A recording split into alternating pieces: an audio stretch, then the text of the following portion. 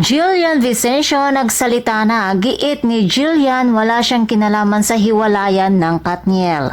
Hot topic kasi ngayon sa social media ang aktres na si Jillian Vicencio. Siya ang isa sa naging co-star ng Katniel sa kanilang teleserye na Too Good to Be True. Naging co-star din siya ni Katrin sa pelikula niyang A Very Good Girl.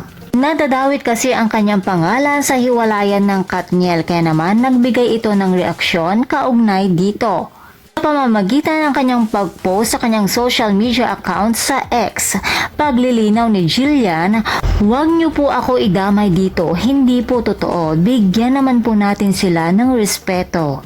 May kumakalat kasi ng isang blind item na kung saan ay nadadawit ito kamakailan lamang sa panayam niya sa Marites University kay DJ Jaiho na itanong na din sa kanya kung totoo nga bang may namamagitan sa kanila ni Daniel. Subalit, itinanggi ni Jillian at sinabing wala itong katotohanan.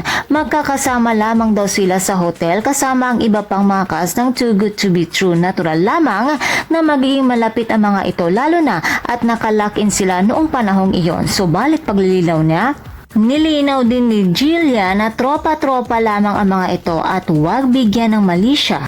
Nakatanggap na din di umano siya ng mga masasakit na salita galing sa mga Katniel fans. Dinipensahan naman siya ni DJ Jaiho at ayon sa kanya hindi na raw ito magtataka kung bakit lumabas ang fake news tungkol kay Daniel at Jillian. Alam daw niya kung sino ang nagpapakalat ng chikang ito.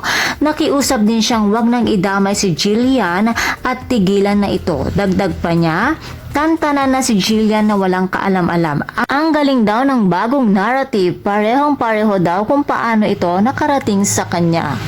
Kung kayo naman ang tatanungin mga chikadoras, ano naman ang masasabi nyo tungkol sa isyong ito?